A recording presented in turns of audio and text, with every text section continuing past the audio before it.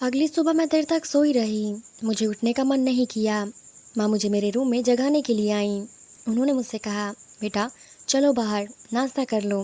मैंने माँ से कहा, माँ मेरा नाश्ता अगर आप मेरे रूम में भिजवा दें तो सही होगा। माँ ने कहा, बेटा यह कैसी बातें कर रही हो तुम? मनोज भी तुम्हारा नाश्ते पर इंतज़ार कर रहे हैं। मैंने माँ से कहा, नहीं माँ, मुझे उस आदमी के सामने नहीं जाना। पर माँ ने मुझे मजबूर कर दिया। मैं उनके साथ नाश्ते पर टेबल पर जा बैठी। मनोज ने मुझे भरी निगाहों से देखा और मुझसे पूछा, क्या हुआ रोशनी, तुम्हारी तबीयत तो ठीक है ना? मैंने उनसे कहा, हाँ मेरी तबीयत ठीक है। क्या तुम मुझसे नाराज़ हो? उसके यह पूछते ही मैं उसके ऊपर भड़क पड़ी। मैंने उससे कहा, कैसी बातें कर रहे हैं आप? मैं भला आपसे क्यों नाराज़ होऊंगी? नाराज़गी तो वहाँ होती है जहाँ पर कोई रिश्ता होता है। मेरा तो आपसे कोई भी रिश्ता नहीं है। मेरे मुंह से ऐसी बातें सुनते ही मनोज के चेहरे का रंग बदल गया। माँ ने मुझे घूरते हुए कहा, रोशनी यह कैसी बातें कर रही हो? मनोज ने माँ से कहा, जाने दो उसे, कुछ ना कहो, अभी वह बच्ची है, धीरे धीरे सब ठीक हो जाएगा। कुछ देर बाद मैं अपने रूम में चली गई। मुझे अपने ही घर में बड़ा अजीब सा महसूस होने लगा था। मैंने कभी सपने में भी नहीं सोचा था कि मेरी ज़िंदगी में ऐसा वक्त भी आएगा कि अपना ही घर मुझे काटने को दौड़ेगा। कुछ दिनों में मेरा ग्रेजुएशन कंप्लीट होने वाला था। मुझे डर था कि अब मैं घर में रहकर क्या करूँगी। इसलिए पूरी पढ़ाई होते ही मैंने एक प्राइवेट स्कूल में बच्चों को पढ़ाना शुरू कर दिया कि मैं ज़्यादा से ज़्यादा अपना वक्त बाहर ही गुजार सकूं, क्योंकि मनोज के सामने मैं ज़्यादा नहीं आना चाहती थी। इसलिए स्कूल से आने के बाद मैं सीधे अपने कमरे में बंद हो जाती। हालांकि अभी तक ऐसी कोई भी बात नहीं हुई थी जिसे मनोज की नीयत का अंदाज़ा लगा सकूं। पर पता नहीं क्यों जब भी मनोज के सामने मैं आती, मुझे अपने जिस्म पर उसकी निगाहें मंडराती हुई महसूस होती।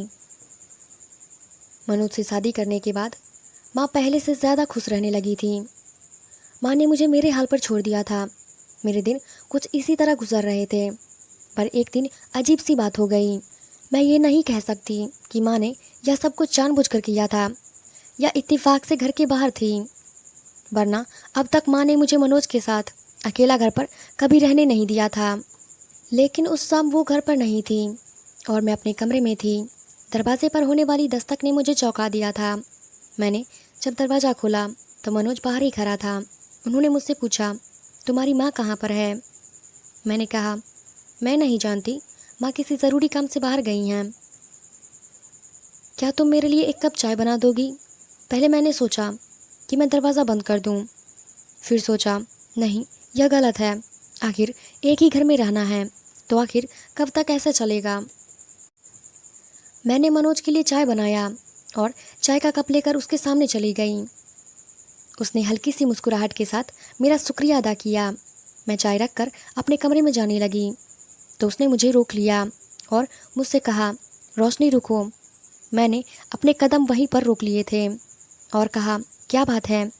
उसने मुझसे कहा, तुम मुझसे नाराज़ नाराज़ क्यों रहती हो? नहीं तो, यह मेरी आदत है, मैं ज़रा तन्हाई पसंद करती हूँ। 2 मिनट तो मेरे पास बैठ जाओ, मुझे तुमसे कुछ ज़रूरी बातें करनी हैं। उसने सामने लगे सोफे पर इशारा करते हुए कहा। मैं उसके सामने बैठ गई। वह कुछ देर तक मुझे देखता रहा। उसके बाद उसने धीरे से मुझसे कहा, देखो रोशनी, मुझे पता है कि तुम्हारा गुस्सा होना स्वाभाविक है, क्योंकि तुम नहीं चाहती थी कि तुम्हारी माँ दूसरी शादी करें। लेकिन ज़रा उनकी जगह रहकर सोचो, उन्होंने कुछ गलत नहीं किया। हाँ रही बात मेरी, तो मैं महसूस कर रहा हूँ कि तुम मुझे शक की निगाहों से देखती रहती हो। रोशनी, मैं तुम्हारी नज़रों में चाहे जो कुछ भी हूँ, पर तुम्हारे लिए कभी गलत नहीं हो सकता। मेरे और तुम्हारे बीच नाम का ही रिश्ता सही, लेकिन एक रिश्ता तो है। तो किस बात की नाराज़गी? मैंने कहा, देखिए, मुझे आपके साथ ना तो कोई रिश्ता रखना है और ना ही मुझे आपसे किसी भी किस्म की नाराज़गी है। आपका रिश्ता मेरी माँ से है, मुझसे नहीं। यही कहकर मैं वहाँ से अपने कमरे में चली आई। एक दिन मेरी माँ ने मुझसे कहा, रोशनी, मनोज ने तुम्हारे लिए एक रिश्ता देखा है। मैंने गुस्से में कहा, अच्छा, तो अब यह सब करके मेरे करीब आना चाहते हैं? माँ ने मुझसे कहा, रोशनी, तुम्हें क्या हो गया है? तुम मनोज के बारे में कैसी कैसी बातें सोचती रहती हो। मनोज बहुत अच्छे इंसान हैं। मैंने माँ से कहा, माँ मुझे शादी करनी होगी। मैं खुद ही रिश्ता तलाश करके शादी कर लूँगी। आप लोगों को मेरी शादी के बारे में फ़िक्र करने की ज़रूरत नहीं। उस दिन से माँ ने मेरी शादी के बारे में मुझसे कभी भी कोई बात नहीं की। भले ही मनोज मेरी माँ का दूसरा पति था, पर उसकी बताई हुई शादी मुझे हरगिज़ नहीं करनी थी। मुझे पता था कि शायद यह मनोज की कोई चाल होगी। मनोज जैसे लोगों से मैं अच्छी तरीके से वाकिफ़ हूँ, इसलिए मुझे हर कदम फूंक फूंक कर चलना था। लेकिन सवाल यह था कि मैं इस किस्म के माहौल में कब तक रह सकती थी। मुझे शादी तो करनी ही थी, वह भी बहुत जल्द। यह बात मेरे दिमाग में अब ज़ोरों शोरों से चलने लगी थी कि मैं शादी करूं तो आखिर किससे करूं। मेरा कोई बॉयफ्रेंड भी नहीं था और मेरे जान पहचान में कोई शादी भी नहीं थी। मैं इसी सोच विचार में थी कि अचानक मुझे कोई मिल गया। जिस स्कूल में मैं पढ़ाती थी, उसी स्कूल में एक लड़का आया जो मेरी तरह टीचर था। दिखने में भी काफ़ी खूबसूरत था। उसका नाम रवि था। धीरे धीरे मैं रवि को पसंद करने लगी और शायद वह भी मुझे पसंद करने लगे थे। धीरे धीरे हम दोनों की दोस्ती हुई और दोस्ती के बाद प्यार, प्यार के बाद बात, और अब बात शादी तक पहुंच आई थी। पर मैं रवि से कुछ छुपाना नहीं चाहती थी। मैं अपने घर के हालातों के बारे में उसे बता देना चाहती थी, क्योंकि रवि एक बहुत अच्छे इंसान थे और मैं नहीं चाहती थी कि उन्हें मेरे बारे में पता चले तो उनके दिल पर क्या ठोस पहुंचेगा। इसलिए मैंने खुद ही एक दिन रवि से अपनी बात कह डाली कि रवि, क्या तुम मेरे बैकग्राउंड के बारे में जानते हो कि मेरे घर की क्या हालत है, मैं कहाँ की रहने वाली हूँ, किसकी बेटी हूँ और किस खानदान से हूँ। रोशनी, मैं बस तुम्हें जानता हूँ। मुझे तुम्हारे बैकग्राउंड के बारे में कोई दिलचस्पी नहीं है। फिर भी रवि, तुम्हें मेरे बारे में जानने का पूरा हक है, क्योंकि मैं नहीं चाहती कि तुम्हें कुछ भी बाद में पता चले तो तुम्हारे दिल को ठोस पहुँचेगा। रवि ने मुझसे कहा, ठीक है, तुम बताना चाहती हो तो बता दो। मैंने रवि को अपनी माँ की दूसरी शादी और मनोज के रवैये के बारे में बताया। यह सब सुनने के बाद रवि के रवैये में कोई भी फ़र्क नहीं आया, और नहीं तो रवि ने मुझे समझाते हुए कहा, रोशनी, क्या हुआ, तुम्हारी माँ ने दूसरी शादी की है। दूसरी शादी करना कोई गुनाह नहीं है।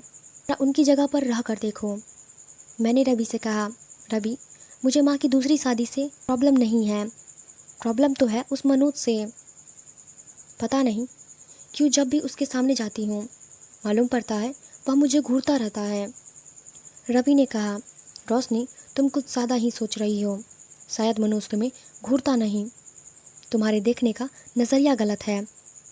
बस अपना नाराज़गी बदलो, सब कुछ ठीक हो जाएगा।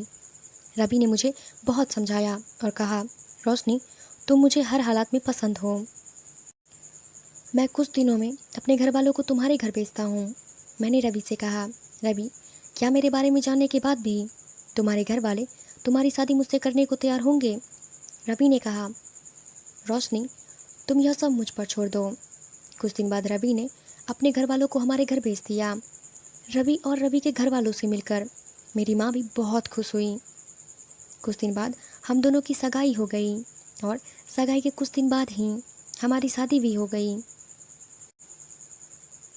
मैं अपने ससुराल आ गई, यानी कि रवि के घर। रवि के घर आने के बाद मैंने चैन की सांस ली, क्योंकि मनोज जैसे इंसान के चुंगल से मैं बच गई थी। मेरे ससुराल में सभी लोग बहुत अच्छे थे। रवि के घर वाले बहुत बड़े बिजनेसमैन थे। पर एक बात मुझे समझ में नहीं आ रही थी कि रवि के घर पर इतना पैसा होते हुए भी रवि एक छोटे से प्राइवेट स्कूल में पढ़ाने क्यों आया था। इस बात का जिक्र मैंने रवि से की भी, पर रवि मुझसे कहा, रोशनी, समय आने पर तुम्हें सब कुछ पता चल जाएगा। पग फेरे के लिए मुझे अपने मायके जाना था, पर पता नहीं क्यों मुझे अपना मायका काटने को दौड़ता था। माँ के सिवा मेरा कौन था वहाँ पर। इसलिए मैंने रवि से कहा, रवि, मुझे नहीं जाना, माँ को ही किसी दिन बुला लेंगे। रवि मुझसे कहा, नहीं रोशनी, यह सब रस्म होता है, हर लड़की जाती है, तुम्हें भी जाना होगा। अच्छा ठीक है, मैं तुम्हारे साथ चलता हूँ। रवि भी हमारे साथ मेरे मायके आए। माँ मुझे देखकर बहुत खुश हुई। मैं भी माँ के गले लग गई, लेकिन मैंने मनोज से बात भी नहीं की। रिश्ते में मनोज मेरा सौतेला बाप लगता था। पर मैं उसे कुछ नहीं मानती थी। मैं तो उससे नफरत करती थी। कुछ देर बाद बैठने के बाद मैंने माँ से कहा, माँ अब मैं चलती हूँ। तभी मनोज ने मुझे रोकते हुए कहा, रोशनी रुको, मैंने तुमसे एक बात पूछनी थी। मैंने कहा, हाँ पूछिए। उसने मुझसे पूछा, क्या तुम रवि के साथ खुश हो? मैंने बड़े एटीट्यूड के साथ कहा, हाँ मैं बहुत खुश हूँ। मनोज ने कहा, रोशनी यही खुशी तो मैं तुम्हें देना चाहता था। मैंने उसकी तरफ देखते हुए कहा, क्या? मनोज ने कहा, हाँ रोशनी, ये वो शादी है जो तुम्हारी माँ तुम्हें एक बार बताई थी। रवि मेरे दोस्त का भाई है और यही रिश्ता मैंने तुम्हारे लिए ढूंढा था, पर जब तुमने मेरे बताए हुए रिश्ते को इनकार कर दिया तो हम प्लानिंग के मुताबिक रवि को तुम्हारे स्कूल में पढ़ाने के लिए भेजे। रवि तुम्हें शायद कहीं पर देखा था और तुमसे प्यार करने लगा, पर मुझे पता था कि तुम मेरी बताई हुई शादी नहीं करोगी।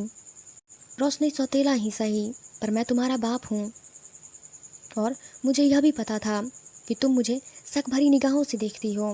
रोशनी तुम्हारा सोचना भी गलत नहीं था, पर यह बात जान लो कि हमारे समाज में अभी भी इंसानियत है। सभी सौतेले बाप खराब नहीं होते। और यह सब सुनने के बाद मेरी आंखों से आंसू छलकने लगे। मनोज ने प्यार से मेरे सर पर हाथ रख दिया। अब मैं अपनी ज़िंदगी में बहुत खुश हूँ। ससुराल में तो खुशी थी ही, आपके की तरफ से भी बहुत खुश हूँ। मैं मनोज को मनोज नहीं बल्कि पापा कहकर बुलाती हूँ। यह बात तो सच है कि हर सौतेला बाप खराब नहीं होता। दोस्तों, हमारी आज की कहानी ख़त्म हुई। आपका इस कहानी के बारे में क्या सोचना है, हमें कमेंट करके ज़रूर बताइएगा। कहानी सुनने के लिए धन्यवाद।